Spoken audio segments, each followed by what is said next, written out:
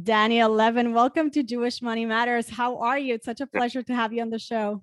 Thanks, Yael. It's great to be with you. This is going to be such a juicy conversation. You're the author of Proof of Life 20 Days on the Hunt for a Missing Person in the Middle East. There's so much for us to unpack here, but it's been called a true James Bond story. And although I wish it wasn't a story, it's actually real life. And you were involved in this. Before we dive into the crux of what happened here and what you narrate in the book, I'd love for you to take us a little bit back to even prior to 2014 when this happened, because I presume there's a backstory. It's not, not everybody just gets a call one day to help some missing person in the Middle East. So what was going on in your life? Give us some context to help us understand why then this happened. Okay, I'll go a little bit back just to put the story into context, and we can go deeper then into my own background as you wish, of course. I run a foundation in Europe that was started in 2008 by the Prince of Liechtenstein. And the idea of the foundation was essentially it's a non-for-profit foundation with the purpose of helping failed states, essentially working in war zones, kind of areas in civil war, either within the state or in war with other countries. And the very specific purpose of identifying young people in those countries and taking them out of the war zone and preparing them for leadership when the killing stops. And this was really intended originally to work all over the world. I grew up in Africa in the 60s. And so a lot of the early work that I had done in the mid 90s was in Africa and then in Central and South America and in Southeast Asia. So it was always working in rebuilding civil war ravaged societies, whether that is in Angola or whether that was in Peru at the end of Sendero Luminoso years, or whether that is in Southeast Asia, really all over the place. And so the context with the Middle East wasn't really one that the foundation had set out to focus on. It all changed in 2011 with the so-called Arab Spring, where you had really uprisings throughout the Arab world in North Africa, starting in Tunisia, sweeping through Egypt, then obviously the fall of Gaddafi in Libya, all the way to the Middle East, and all of Israel's neighbors were engulfed in that too, Syria being one of them. And in 2011, 2012, I'd given a series of lectures and wrote some articles about the Arab Spring and how the West had also both failed to recognize that this was coming, this deep discontent on the Arab street, and also that the West didn't really have a plan B of who would you actually interact with? What was the next generation? Because we're now in a globalized world where people who were protesting, who were teenagers or in their early 20s, had a really much more globalized perspective on life. They weren't looking at themselves in terms of nationality or religion or ethnicity that much as more as they wanted the same thing that kids in Switzerland or in the US or somewhere else would have. And it took the world really unprepared, both the Arab leaders, but also the world. And so what had happened, Syria was one of those countries where this civil war exploded with tremendous violence in 2012. And initially in the war, it was not clear that the Assad regime in Syria would emerge victoriously. This is before Russia intervened in 2015, and the Iranians intervened only indirectly through Hezbollah, the Lebanese militia. And so in 2012, we were asked by the various sides to the war there, both the regime and the opposition, this was the secular opposition, so-called Free Syrian Army, whether we could help mediate in the war. And we said we would help mediate, but under the condition that each side would give us a few young people that we could take out of the country and prepare them for leadership. So that's the context, how we even got involved in that region. And we did this for about 2 years, but by early 2014, it was clear the regime was not playing clean anymore. They were undermining this peace process. And so we pulled out.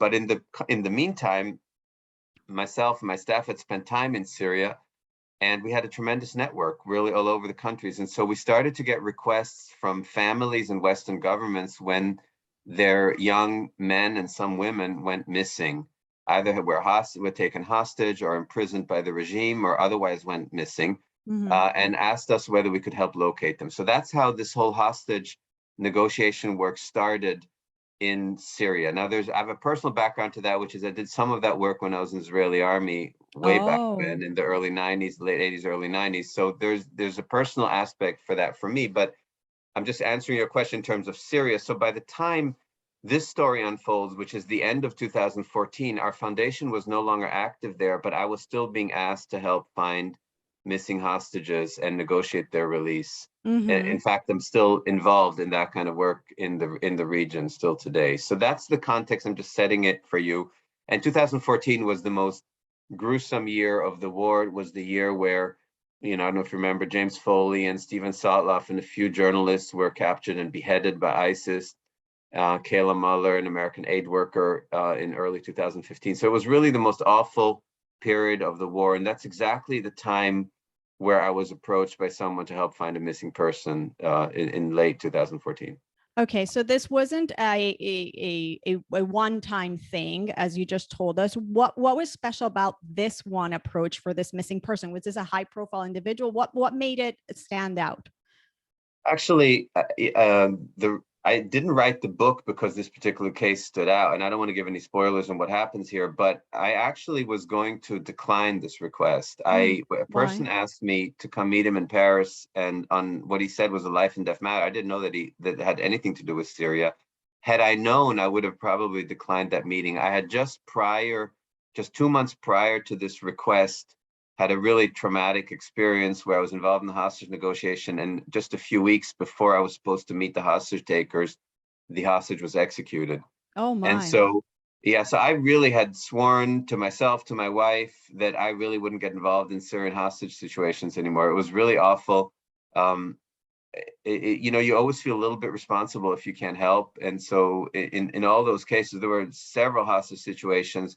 Some, thank God, were successful, but some were also unsuccessful, and hostages were executed or still incarcerated still today. And so I was really burnt out as a form of PTSD, really, and I didn't want to get involved in that anymore. But the person asked me to Paris. We went for dinner and then went for a walk. And it's an older gentleman who just broke down in front of me sobbing and said that this son of a friend had gone missing in Syria. And by then, I felt like I was almost in it already.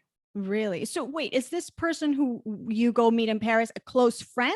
Like, is it a random individual? It's a little more complicated. He's not random. It's someone I knew I'd met 2 years earlier in Washington.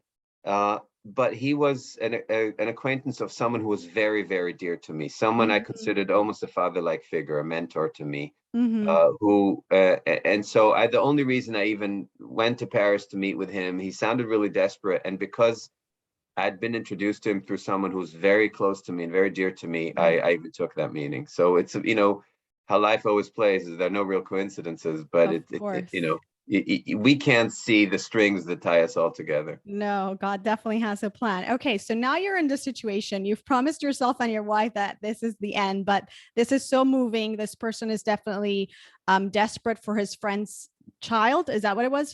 His dear friend's son? Yes. And so you take this on, but you said you said, like, I'm almost in it already. I think those were the words that you used. What does that mean? What happens next? Do you just think you're going to make a few phone calls and then be out, or like what exactly is happening? It really depends. In some cases you just have to decline because you're not going to help. So in the worst cases where that, let's say, ISIS captured a person and he's either in Iraq or near Iraq on the Syrian border, I can't even travel to that area. It's just too dangerous. And I know that it's very likely this person is going to be executed. It's very hard for me to help. And I do have to unfortunately decline some cases. But in this particular instance, this was someone who had been kidnapped or had gone missing, I should say. And the name hadn't made the public news. By the way, which is not infrequent, there are currently 14 Westerners, meaning Americans, Canadians, or British people, who are missing in Syria whose names have not been made public. So this is not something, this is an ongoing issue. And what I did is, because I felt drawn in, because he broke down in front of me, I made one phone call to a very good friend of mine, a Saudi citizen who is really quite a wonderful person, who has saved a lot of Westerners. And he's the one of my first calls usually to even find out whether he knows anything about this missing person, whether anything can be done. And he was the first phone call I made. And his reaction was, we may be able to get some information on this missing person, but you're going to have to come see me in Istanbul. And if I get the green light, I'm going to send you to Beirut to meet someone who can then put you on the track. So there are plenty of times where this Saudi friend, Khalid Al-Mari, where he's also said to me, we're not going to be able to help because either the hostage is dead already, or the group holding him is not going to negotiate, or sometimes he says that because ransom payments are being negotiated already behind our back, so we don't get involved in those cases. So there are several instances where I have to tell either the family or the government asking for help that I'm not willing to do it, or I can't do it. In this particular case, he said, come to Istanbul. We'll take it step by step, but I may be able to get you on the path, or at least getting information on what happened to this person. Now, the person missing is a Westerner, Correct. not American. I don't identify the nationality. Interesting. Okay. So you mentioned ransom. You mentioned your relationship with this friend. Let's talk about the money. As they say, want a good story, follow the money, right? So first of all, who's capturing this person, and is there a financial incentive going on here for capturing this guy? I'm assuming it's male. I don't know. He is male. So money thing is a little tricky in hostage situations. First of all, the thing that's very hard for us to wrap our minds around is that hostage situations in war zones, hostages are really just a commodity for the hostage takers. They're part of the war economy. So, and it is something where we almost don't have the luxury. If you want to help in hostage situations, you can't just have the luxury of being outraged and thinking of these people just as evil. They are evil, but in order to be able to help, you really have to understand their mentality. They look at Western hostages no different than they look at weapons or drugs or other commodities or diesel or heating oil or little girls that are taken from their villages in Syria and sold into sex slavery into the Gulf. For them, human beings are the same way commodified as any goods and services or food or blankets or clean water. And so whenever a hostage situation is involved, there is a money aspect. The only exceptions to that, and when I say money, I mean value.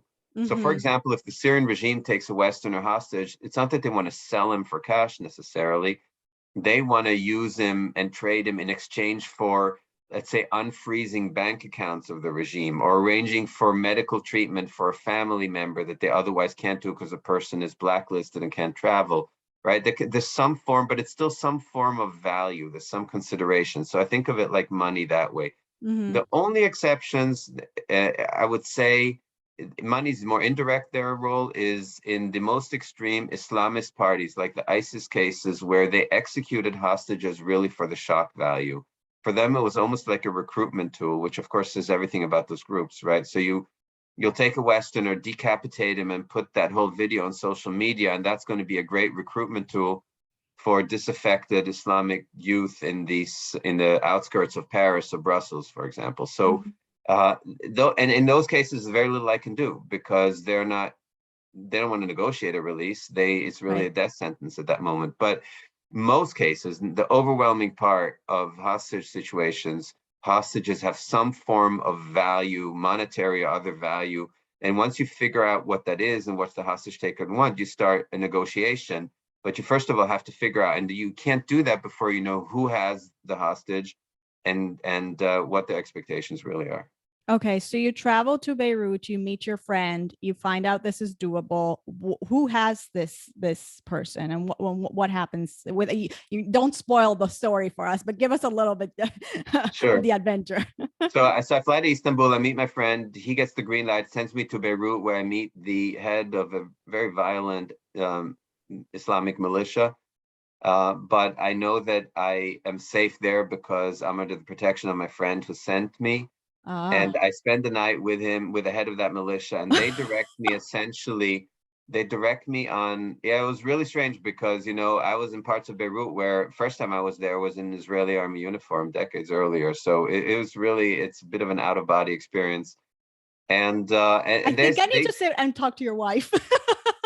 Yeah, this particular story, she only found out when she read the manuscript. So that was an interesting dinner conversation. I bet. Okay. And so basically they direct me towards a very violent drug gang, a Syrian drug gang that had cornered the market on an amphetamine called Captagon. It's a drug that is being mass manufactured in Syria now. It's not a new drug. It first was discovered, it was first manufactured in Germany in the 1960s. Not surprising, by the way, the Germans have sort of a special expertise when it comes to amphetamines used in war zones. In the Second World War, the Nazis used a drug called pervitin, which was an amphetamine that they used to fuel their own fighters in the Blitzkrieg in Germany, so in Western Europe. So there's this kind of an expertise. This particular drug, Captagon, was initially developed as an amphetamine and also something like ADHD medication. It was then pulled out of circulation in the 70s because it led to such toxicity in the blood and in the heart.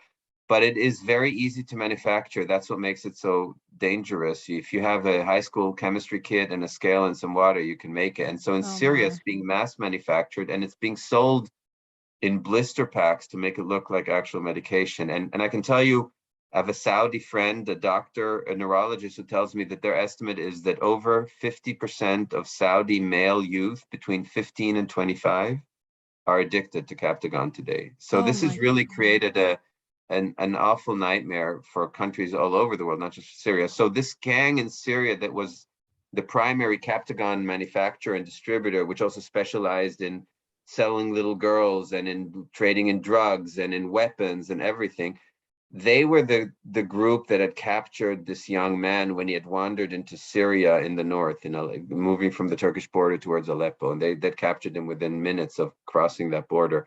And I'm not going to, as you said, I'm not going to give spoilers on what happened, but I had to essentially trail this gang. I ended up trailing them to Jordan, to Amman, but I missed the gang leader there and had to trail him all the way to Dubai. And then the story, I write about how I catch up with him in Dubai through his ex-wife and how I end up getting the information that I'm looking for. So the story is really that hunt for this gang leader to get me information. In the course of that, there are two young girls whom he had kidnapped from their villages in Syria and sold into slavery in Dubai. The older one of the two, who was 17 at the time, who just turned 25 on March 1st, actually, and is still in my life today, because she managed with her younger sister to escape and start a new life in Western Europe. So they helped me. And in fact, I wrote the book as a promise to them to tell their story too. So there are really two stories within this book. One is the search for this missing Westerner. And then the other aspect of it, though, is the story of these two young girls who were taken and managed to get out of that world too.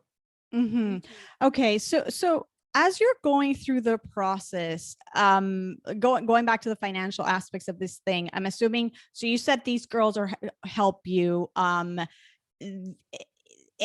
you now find this person. I'm assuming, first of all, who's paying you to do this? Is it the families, the hostage family, and also paying for, maybe you have to pay people along the way. I mean, there might, maybe directly or indirectly, like how do the financials work from your end in these cases, and in this case in particular?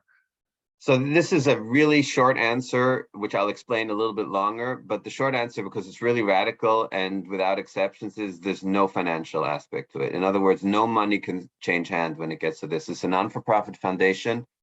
There's no money that we take from governments, from families, from mediators, from anybody else, for a number of reasons. First of all,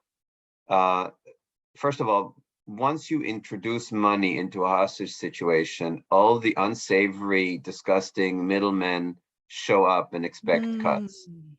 Second of all, once you start, as a matter of principle, and it's also my own Israeli background, as a matter of principle, I don't get involved in ransom payments. I feel like, as tragic as it is, every time there's a hostage, once you pay ransom, you guarantee that 10 more people will be taken hostage. Yes. So I don't want to be part of that, which means you shouldn't really get personally too involved with the families involved, because obviously it's very, very hard to say that to a family of their loved ones. So I often try to avoid interacting too directly with the families for that reason too. But literally no money changes hands. Not only no fees, no payments, no expenses, not even a cup of coffee. I don't allow anyone to invite me for a glass of water in that thing. So they're really, because once I establish that principle, I can say to anyone who demands payment, I have nothing to give you because I'm not receiving anything myself. I'm not receiving, not directly, not indirectly, not through expense reimbursements, not the foundation. Nobody is.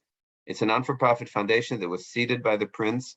It is funded on its own, and we don't take money from any outside party. And it's much, much easier in that world of hostage taking, because now we can move the conversation to something else. So for example, if let's say I reach a group that has taken someone hostage, and they say, okay, well, you can't pay us. What else can you give us? Then you start saying, okay, sometimes one of the hostage takers has a grandmother who needs medical treatment but can't travel abroad because the whole family is blacklisted. And then you can arrange for chemotherapy in Cyprus or in Germany for a person. Now you have these non-monetary kinds of favors you can start to do, either directly because you can do it, or because through your network, you become like, it's like a three-party relationship, right? You can do a favor to someone else who can do a favor to the hostage takers. So you start to move into a completely different conversation, and removing money from that equation is the only way to really be effective. Once you introduce money,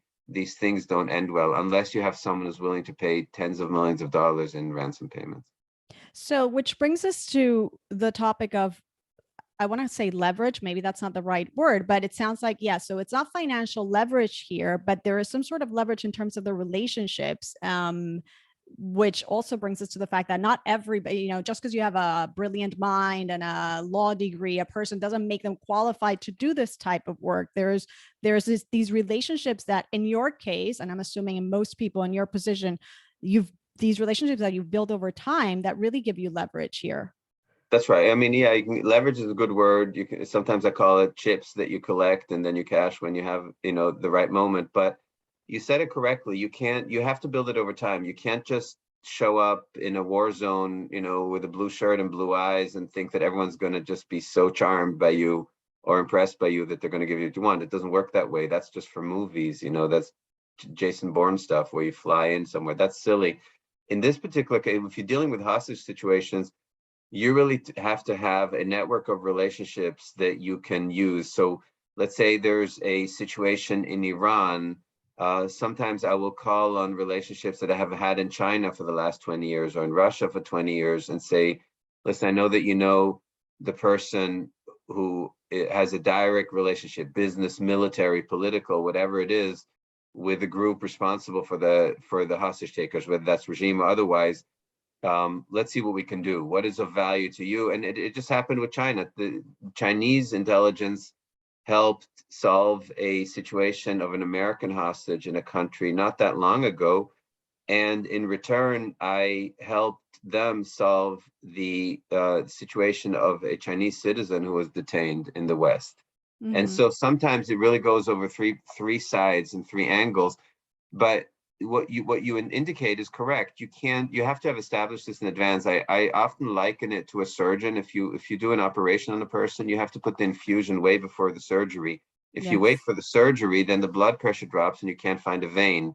So you have to really do that in advance. And those are relationships that have pre-existed for years and years. In the case of Syria, it was, first of all, the work of the foundation for the 3 years, 2.5 years prior to this request. And secondly, I had, from my days in the Israeli army, our unit had captured a Syrian unit that had wandered across the Golan Heights into Israel by mistake, and we had captured them, and I ended up debriefing them. This is over 30 years ago now. And the Syrian officer in charge was about my age. We were in our mid-20s at the time. He and I ended up staying in touch over the years. I came to the States. Wow. He studied abroad for a while. He's still an officer in the Syrian army, and he's helped with Western hostages, taken huge personal risks himself. He smuggled out even death certificates of hostages who were executed. And so sometimes it's those kinds of relationships. I've known him now for, 30 years, a little over 30 years now. So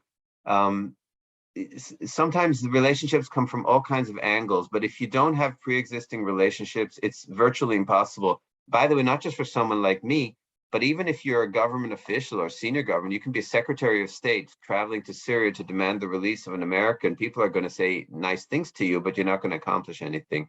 It just doesn't really work that way. It's really the informal relationships behind the scenes. There's certain rules that you have to follow that you can't breach in order to be successful in negotiating these things. And the less official you're working this, the more successful.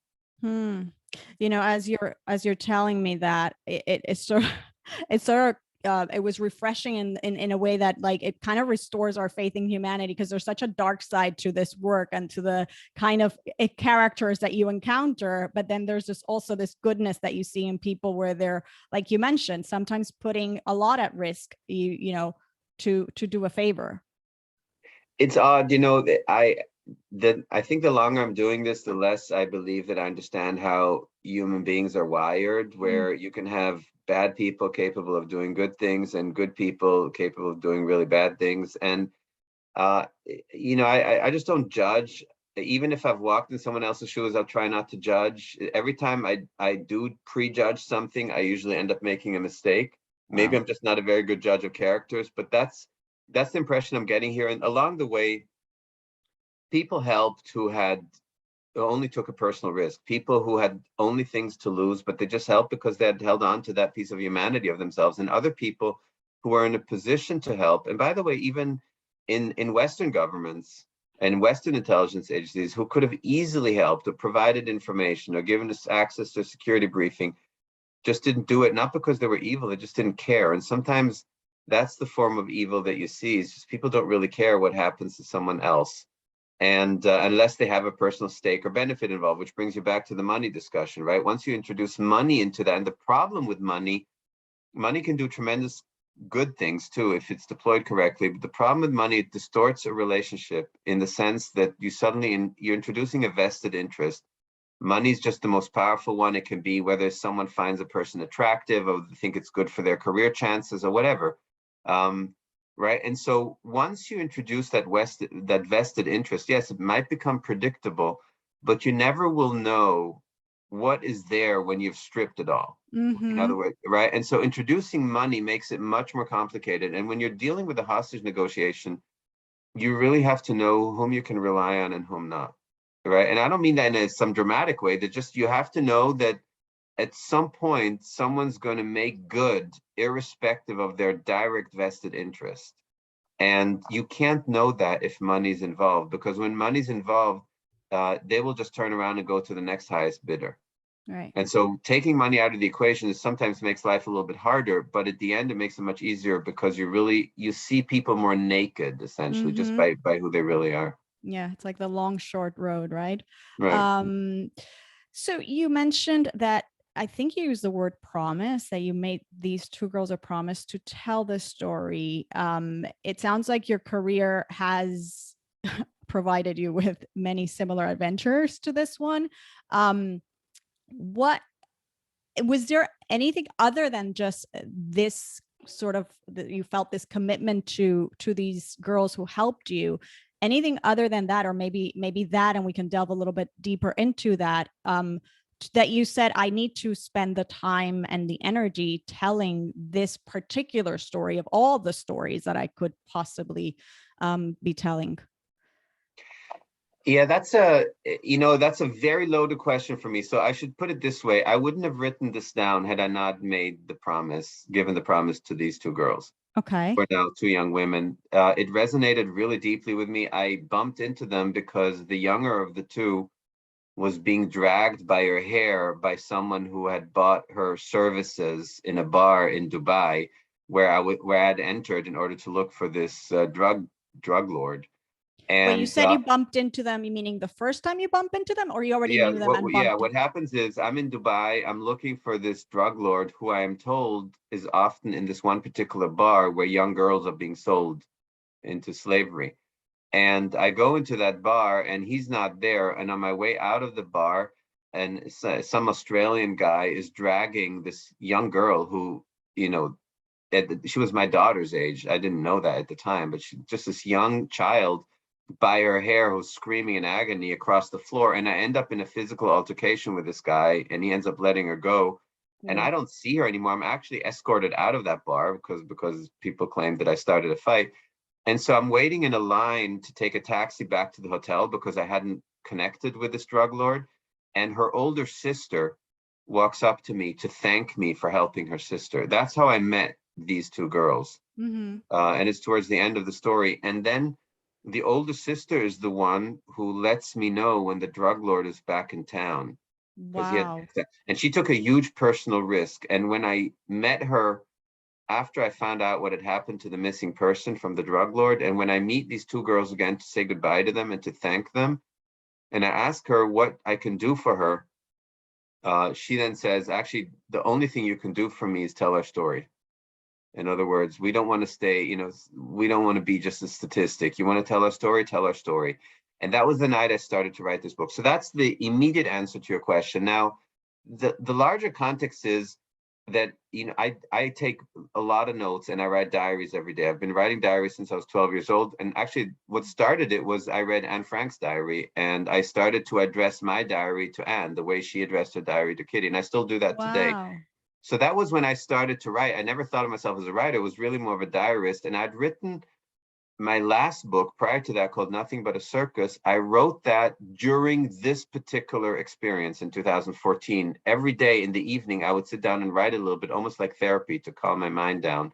So for me, writing has a slightly different meaning. So writing this story, first of all, this particular one was a promise to these two girls, now young women.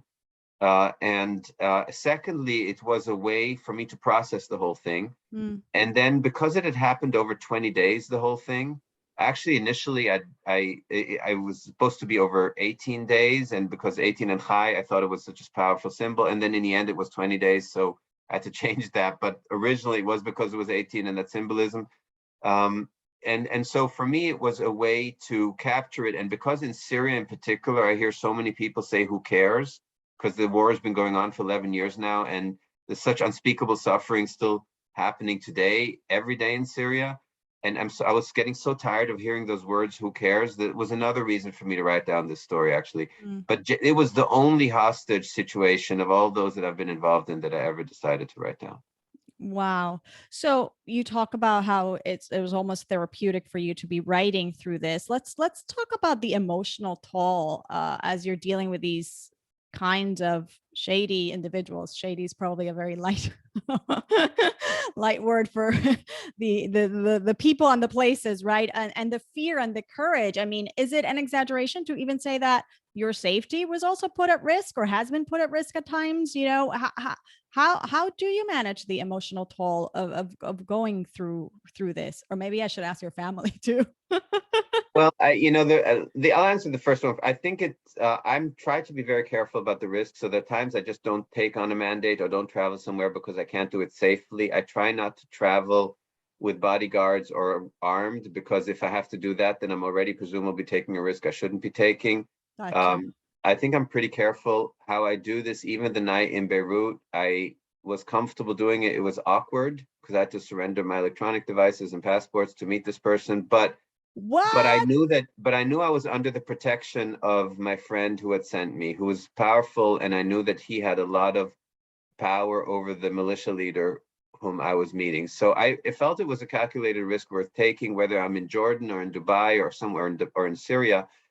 I'm clear about whom I'm meeting, where I'm meeting them. I would never, for example, meet one of these hostage takers in a place of their choosing alone. I always meet them in a public place, in square view. I have backup plans, escape plans. I let contacts know in the region to come look for me. I keep my phone on, or I record something, or I have an open mic. So I do have measures I take that are very specific. Some are technological, some are otherwise, to make sure that I'm safe. So I feel like I do calculate this. I've certainly done things in my life, including in the army in Israel, that were far riskier than this kind of work. So I don't feel like that's an excessive risk. My wife and I really do have an understanding that I don't share my work. She's a journalist and doesn't share her work. On the other hand, Oh. but we know that what risks we deem to be acceptable or not. So I think that there is an understanding there, and we don't breach that. So there's a degree of trust and all that. So in terms of the personal risk, I feel like it may sound more dramatic for someone listening in than it actually is. And in the book, I try to explain how I hedge that risk. In terms of the emotional toll, that's a little trickier. As I told you earlier, I really was done with Syria prior to the story. It does take a huge toll. Often these hostage situations don't have happy endings. So that alone is traumatic. And in many cases, they last years. There is, there's a Western hostage in Syria who's been in Syria for almost 9 years already, Oh my God. captured, and every once in a while you try to get proof of life, but these things are extremely draining. You're interacting with the families, even if you try to keep a distance, these things take a huge toll, and you see their hopes go up when some politician makes them a promise, and then their hopes collapse when the promises turn out to be empty. I try to tell families and governments to please stop talking publicly and stop doing tweets and press statements and bills on the floor of Congress and things like that. They only are counterproductive. They irritate the hostage takers, and they also convince the hostage takers that they're someone of tremendous value, so the price goes up. So you have all that you have to navigate, where families want to have the feeling that they're doing something, and you have to tell them the best thing they can do is do nothing, so that the hostage takers don't get the sense that time is working in their favor, right? The moment a politician makes some statement demanding the release of this or that hostage, the hostage takers just say, oh, President so-and-so, Prime Minister so-and-so just spoke up. We'd be silly to release this person now, but every day that someone stays in captivity, the risk of them surviving goes down. So I beg the families and the governments, please stop making public statements. It's okay if you want to do, bumper stickers or lawn signs or things like that. I understand that's nice where you live and it gives you a sense of solidarity, but don't start sending ambassadors to that country to try and inquire for a number of reasons. One, it drives up the price. The other thing is, let's say you send a hostage negotiator, whether that's an ambassador or someone private. He meets with the hostage takers and he says to them, well, what do you want? Okay, that's the one question you can never ask, because if they tell you what you want and you can't deliver it, that's like a death sentence to the hostage. That's like if you're a lawyer, the first rule you learn as a lawyer, never ask a question if you don't already know the answer, right? So, because you can't be surprised on trial, you need to know what the witness is going to say. It's the same thing here. You don't go to a hostage taker and say, what would you like? You try to navigate very carefully, try to get information on the hostage taker, on their family. So rather than me going to someone and saying, what do you want in exchange? I say, hey, I hear that your aunt, has breast cancer and it's really hard to get her treatment in Syria, but there is a chemotherapy or radiation treatment in Cyprus we can arrange. You can go there by boat from Lebanon.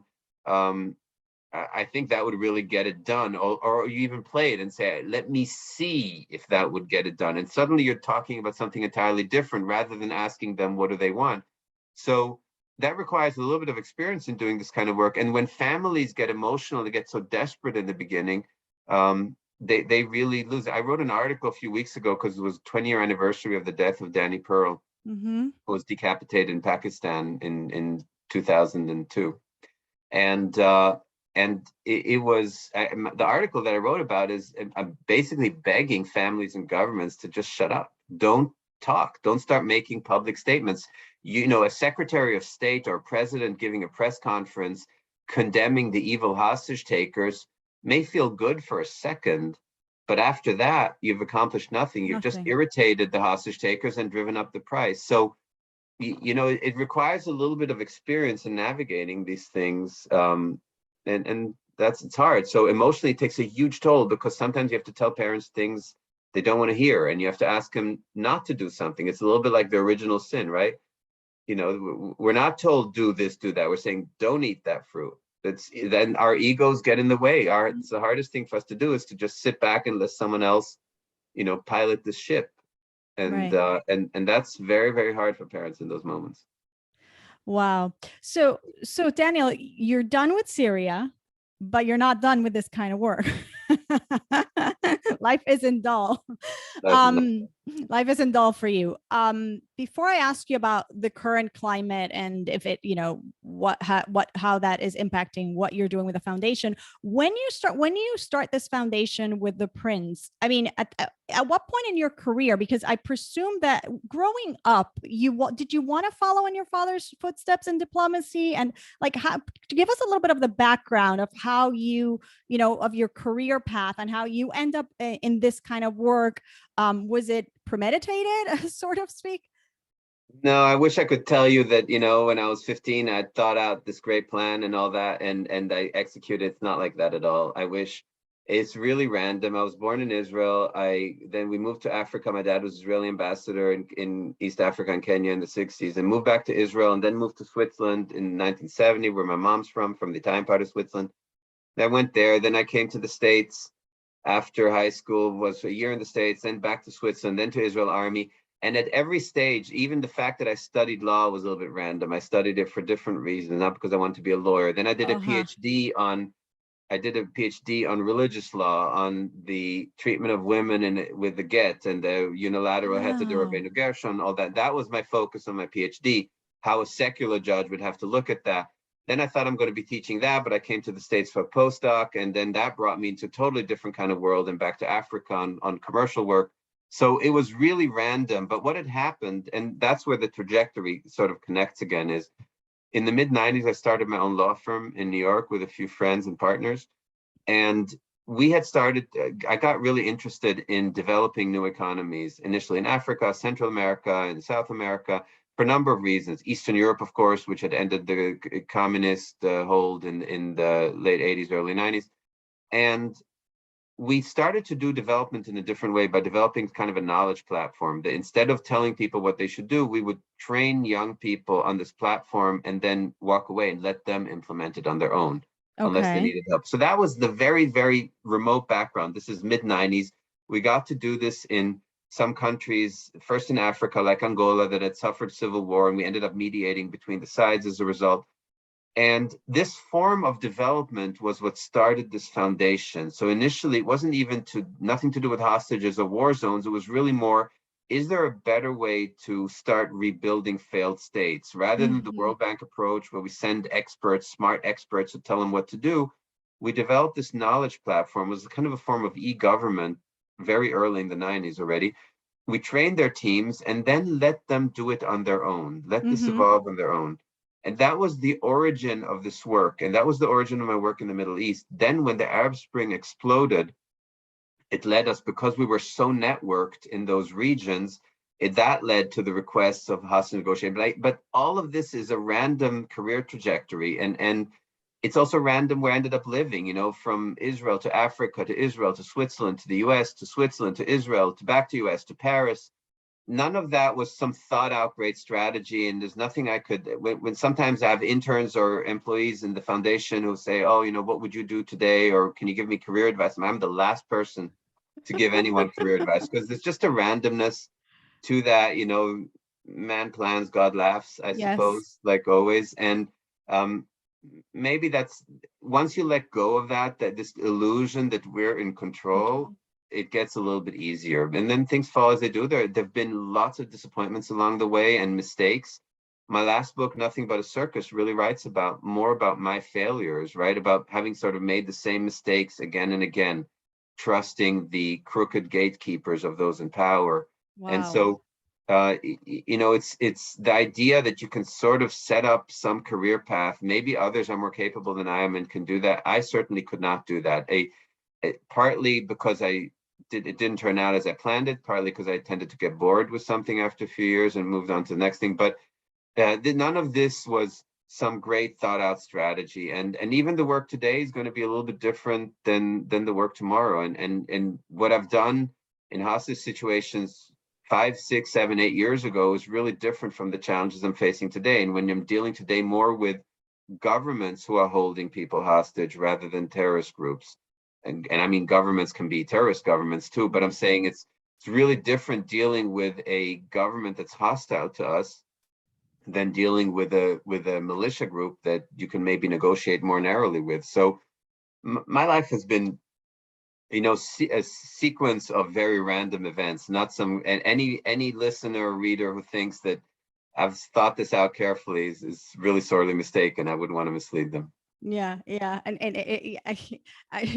we just came out of the holiday of Purim, and I was just thinking of like how you say, and it happens to all of us, right? It's just a random series sequence of events. And as I was listening to you, I'm like, thinking of Purim, right? It's a 10-year story and everything seems to be just random things, but the whole message is like nothing is random in life, although there's like this alibi for for the Almighty who's like orchestrating all of it. It's really so fascinating. I And love the the Purim actually has another lesson in there, which I'm often reminded of in dealing with this kind of evil, which is that, just like obviously the evil character in Purim is someone who's a really strange, mediocre person. He was a failed baker in his life. No one took him seriously. And then he has the potential to inflict such evil, just like in the middle of the last century, this failed painter, who inflicts evil on the Jews.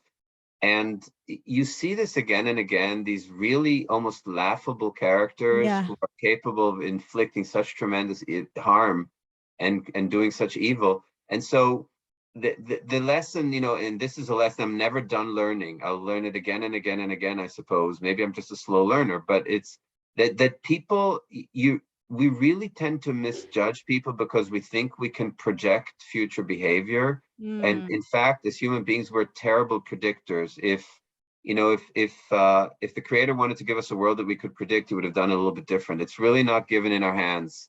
right. And so that's in the skies, and the skies belong to someone else. And so I think that this awareness of not being able to predict and anticipate and understand exponential changes too that happen in our lives too, whether it's individual relationships, whether it's a pandemic, which our brains simply are not wired to understand exponential change or growth, is very, very humbling. So for me, these experiences, and often people come and ask for advice on hostage or other adverse situations. Everyone's different and every situation's different. And I'm not sure, the more I do this, the less I feel I'm really equipped to dispense that kind of advice.